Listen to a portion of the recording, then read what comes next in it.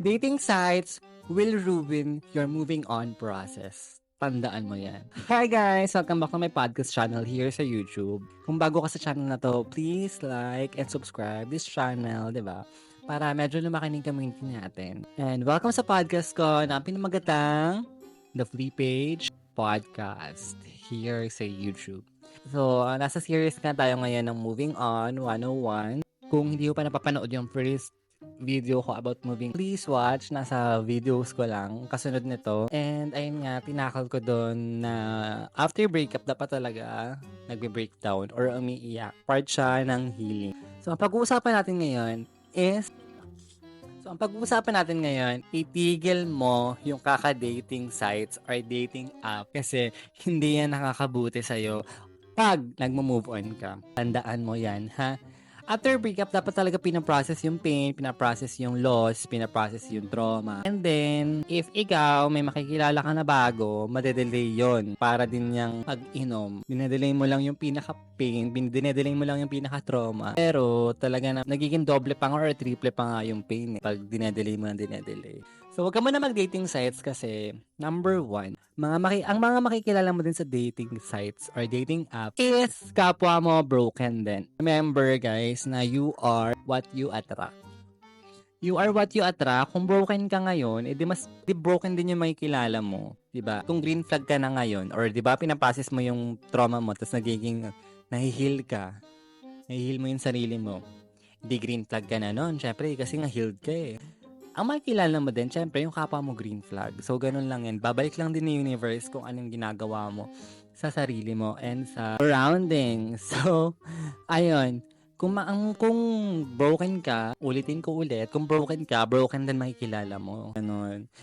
So, usually kasi, yung mga nasa dating sites, yun din yung mga naghahanap ng pampalipas oras. Feeling ko yung iba dyan talaga, yung iba dyan kaka-break lang din. Alam ko to kasi galing akong dating app, guys. So, ganun. Every after breakup dati, nung bata-bata ako. Hindi ako magpakalungkot. So, punta akong dating app. Tapos, ang mga nakikilala ko doon, kapwa ako din broke. Or kapwa ako din, di ba? Red flag. Kasi nga, hindi kami lahat healed. Tapos, biglang nag-uusap-usap kami. Para kami mga tanga. So, anyway, ayun. Yun yung first is you are what you attract. So, kung broken ka, broken din yung makikilala mo. Number 2 is, sabihin natin may nakilala kang green flag. Pero ikaw kasi meron ka pang pinaprocess na trauma and pain and loss. So, hindi mo mabibigay sa kanya yung full potential ng love mo. Kasi nga, siya yung pagbubuntungan mo ng trauma mo eh. 'Di ba? Kawawa naman din yung nakilala mo diyan kung green flag man siya. Kawawa din naman siya. Siya ready siya tapos ikaw hindi. Alam ko yan dati, meron akong kwento. I have kwento, guys. So, ayun nga, kaka-break lang namin dati ng ex ko. And then, nag-dating app ako. Tapos, ang gusto ko lang talaga nun is kausap. Hindi, nag-dating app ako. Meron ako nakausap. And then, yun pala, gusto niya nang mag-jowa. And ako, gusto ko lang talaga nakausap. Nangyari, na-fall siya. Na-fall din ako. Eh, hindi pa nga ako healed. So, ayun. Ako, pinaghihinalaan ko siya na baka mamaya bumabalik-balik siya dun sa dating app. And siya naman, is feeling ko, hindi ko siya sobrang mahal. Parang gusto ko lang ibaling sa iba yung attention ko since nga 'di ba meron akong loss. So ayun, naging red flag ako for a time. Pero yun nga, lesson learned yun, guys. And ayun, tinigil ko na yung pagda-dating app after that. So ayun, guys. Wag niyong kawawain yung ibang tao. Wag niyong idamay yung ibang tao sa naranasan niyo. Since wala naman sila kinalaman first of all. And panggaganib kasi sa kapwa yung ganyan eh. So, hindi siya maganda, guys. May karma yan. So, na-karma ako na nangyari sa akin yung mga pinagagawa ko. And hindi pala, kaya ako natutunan yun is hindi pala maganda. Yung nagre-rebound talaga. And number 3, lastly, is yung mga makikilala mo sa dating app. Usually, ang gusto lang ng sex. Sinasabi ko sa inyo. So, yung iba dyan talaga, nangangati lang. Wala talagang plano. Date ka or what. Walang planong ligawan ka or what. And, parang baba ng ko. And, ayun. Kung ikaw ayaw mo nung ganun. Wala, ganun talaga. Ganun talaga yung nasa dating app. Yung iba dyan talaga. Ganun lang ang pinunta dyan. So, hindi talaga maganda. Although, may mga kilala din naman akong nag-success yung mga story nila na nakilala nila sa dating app. Which is yung iba kinasal. So, ayan. Kilala niyo ba si Jewel? Yung isang podcaster din. So, So, yun. Nakilala niya yung jowa niya ngayon or yung asawa niya ngayon sa dating app. And, ayun, successful yung story nila together. So, I'm happy for them. Bakit nung nag-dating app ako dati, wala naman akong ganyan. Anyways, so yun guys, ang gusto kong sabihin sa'yo ngayon is i-process mo muna yung pain na nararamdaman mo since kailangan niyang i-process. Kasi pag ayan, nag-date ka agad ng bago or may kinilala ka agad na bago is hindi mapaprocess yan. Ang mangyayari niya, naka-delay siya, nakaabang siya. Tapos pag nag-date ka ng bago, magpapatong. Kung red flag din yung bago, magpapatong dalawa. So, dalawa na. Double kill ka na. So, ayan. Tantanan mo muna. Yan. Magkaroon ka muna ng self-care sa sarili mo. Kilalanin mo muna ulit yung sarili mo para hindi ibang tao yung magpakilala sa'yo ng kung sino ka. Kasi pag yung ibang tao yung nagpakilala sa'yo ng kung sino ka is hindi magiging maganda since first of all, dapat ang mas nakakakilala sa sarili mo is ikaw. And yung mga sasabihin sa'yo ng wait lang.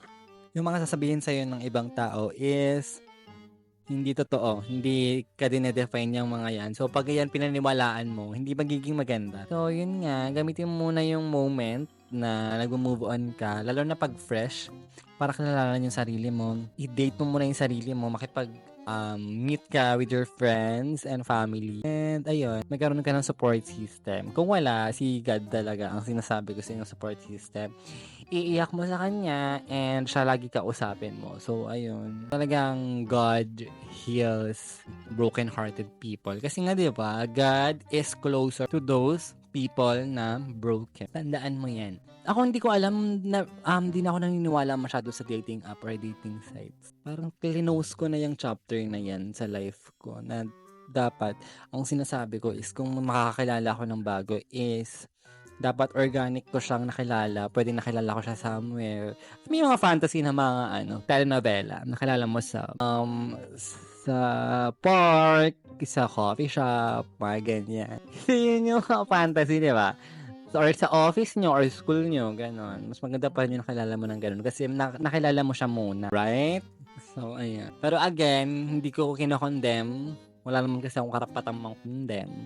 Hindi ko hinuhusgahan yung mga taong nasa dating sites kasi nga galing ako dyan. So, nare-realize, alam ko din naman yung feeling nila talaga. Pero, ako sasuggest ko na wag na siyang consider, lalo na pag nagmo-move on or pag naghahanap na ng jowa. Kasi mas maganda talaga guys, yung inaantay natin yung the one for us. Alam mo yung galing talaga kay Lord yung provision, yung tao. And, ang love kasi, hindi talaga siya sinisik, hindi siya hinahanap. Gusto siyang dumadating. Alam mo, napapansin ko nga pag sinasabi ko sa sarili ko na ayoko na magjowa, biglang may darating, biglang may magko-comment sa my day, ganyan, or sa story. Tapos makakausap ko na naman, tapos mariripit na naman yung talaga namang pain and all. Pero alam mo yun, nangyayari siya sa hindi mo ina-expect na pagkakataon. So, yun yung mapapayo ko sa'yo. Mas maganda talaga na nakilala mo siya organic. Hindi yung dahil nga nag-dating sites ka and doon mo siya nakilala.